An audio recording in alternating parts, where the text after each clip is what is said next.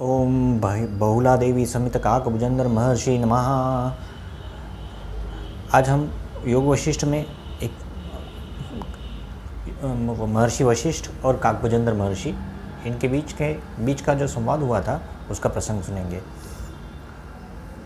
जिसे मृत्यु मार नहीं सकती उस निर्दोष महात्मा की स्थिति, परम तत्व की उपासना तथा तीनों लोकों में पदार्थों में सुख शांति के अभाव का प्रतिपादन। वशिष्ठ जी कहते हैं, महाप्रभु श्री राम तदनंतर कल्पवृक्ष के अग्रभाग में आसीन उस वासयराज भूषण से मैंने जानने के लिए पूछा, पक्षियों के श्रेष्ठ राजा, जगत में विचरण करने वाले तथा व्यवहार में लगे हुए प्राणियों को देह हेतु कैसे बाधा नहीं पहुँचती।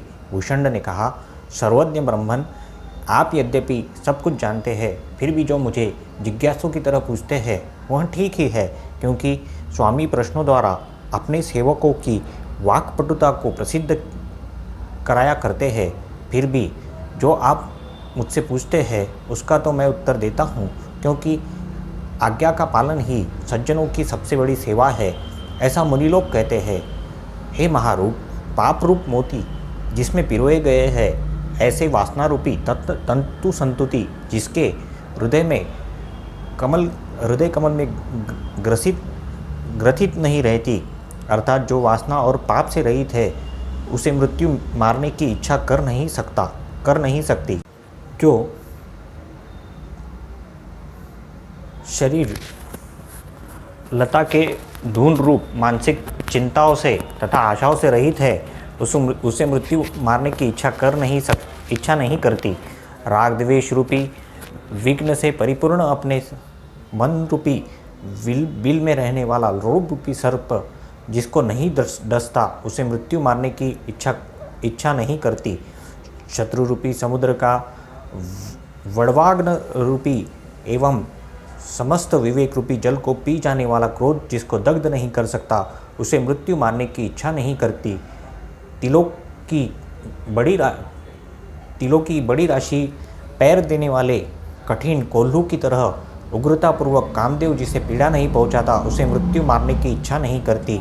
जिसका चित्त एक निर्मल परम पवित्र सच्चिदानंद ब्रह्म रूप में स्थित है, उसे मृत्यु मारने की इच्छा नहीं करती। शरीर रूपी पुण्य वन में प्रवेश कर उछल कूद मचाने वाला जिसका बलवान मन वानर की तरह चंचल नहीं है, उसे मृत्यु मारने की इच्छा नहीं करती। ब्रह्मन, ये पूर्वोक्त महान दोष संसार रूपी व्याधि के कारण है। ये दोष विक्षेप रहित चित्त को तनिक भी नहीं झकझोरते। अज्ञान के कारण शारीरिक एवं मानसिक पीड़ाओं से उत्पन्न नाना प्रकार के दुख विक्षेप रहित चित्त को छिन्न भिन्न नहीं करते। जिसका चित्त परमात्मा के स्वरूप में सम्यक प्रकार से स्थित है, वह पुरुष शास्त्रानुसार व्यवहार करता हुआ ही वास्तव में न कुछ देता है, न कुछ लेता है, न कुछ त्याग करता है, न ही कुछ मांगता है। जिस महापुरुष का चित्त परमात्मा में स्थित है, उसे उपार्जन करने अयोग्य दुष्ट धनादि बुरे आरंभ, राग द्वेष आदि दुर्गुण, कठोर वचन, दुराचार ये सब विचलित नहीं कर सकते, अर्थात उसके निकट नहीं आ सकते। जिसका चित्त परमात्मा में स्थित है, उनके न चाहने पर भी न्याय आदि गुणों से युक्त संपत्तियाँ उसके पीछे पीछे दौड़ती है। इसलिए कल्याणकामी मनुष्य को चाहिए कल्याण के लिए कामी मनुष्य को चाहिए जो परिणाम के हित कर सत्य, अविनाशी, संशय रहित एवं विषयाभिला रूपी दृष्टि से रहित उस परमात्मा के परम तत्व में मन को स्थिर करे, जो सदा ही परम ग्राह्य है एवं जो आदि मध्य और अंत में सुंदर, मधुर तथा हितकारक है। उस परम तत्व में मन को स्थिर करना चाहिए, जो अविनाशी है, मन के लिए सदा हितकर है, वास्तविक ध्रुव सत्य है, आदि मध्य एवं अंत में सदा परिपूर्ण है तथा जिसकी सभी संत लोग प्रीतिपूर्वक उपासना करते हैं।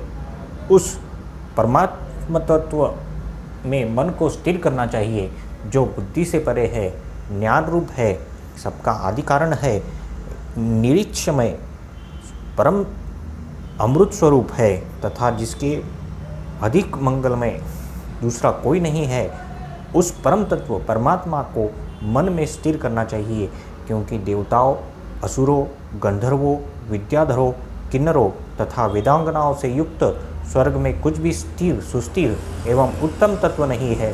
तात वृक्षों से, महाराजाओं से, पर्वत, नगर एवं ग्वालों की आवास भूमि से तथा समुद्र से युक्त मंडल में कुछ भी स्थायी और शोभन तत्व नहीं है। नागों, असुरों तथा असुरों की स्त्रियों से युक्त समस्त पाताल लोक में भी कोई स्थिर एवं मंगलदायक पदार्थ नहीं है, जिसमें स्वर्ग, देवलोक, पृथ्वी सहित पाताल एवं दसों दिशाएं है। ऐसे संपूर्ण जगत में कोई भी स्थिर और मंगलदायक पदार्थ नहीं है। तात्पर्य यह है कि त्रिलोक में संपूर्ण संसार में आदि, व्याधि, चिंता, शोक ही भरे हैं। वास्तविक सुख शांति का नामो निशान भी नहीं है।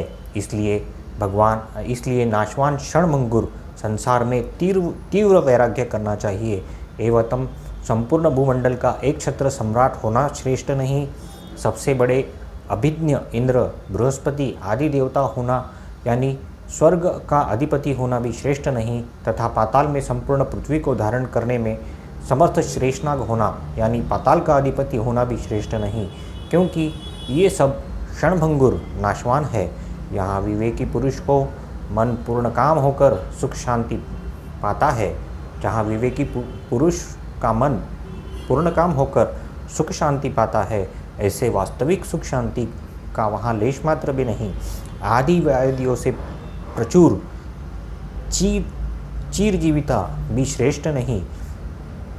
समस्त व्याधियों को विनाश रूप मरण भी अखिल दुखों का निदान दृढ़ अज्ञात रूप होने से श्रेष्ठ नहीं। नरक तथा स्वर्ग भी श्रेष्ठ नहीं, क्योंकि जहाँ विवेकी पुरुष का मन पूर्ण काम होता है, वहाँ कुछ भी नहीं है। इस प्रकार के संपूर्ण विविध सृष्टियों के क्रम अज्ञानी मनुष्य को बुद्धि की मूढ़ता के कारण ही रमणीय प्रतीत होते हैं। इसलिए जो संत है वे अनित्य, क्षणभंगुर, नाशवान मायिक पदार्थों में चिर विश्राम कैसे कर सकते हैं, क्योंकि उनके वास्तविक सुख शांति और विश्राम का इनमें वास्तविक सुख शांति और विश्राम का अत्यंत अभाव है। इसलिए विवेकी पुरुष को अनंत वैराग्य करके उनसे उपरत हो जाना चाहिए। ओम नमः शिवाय।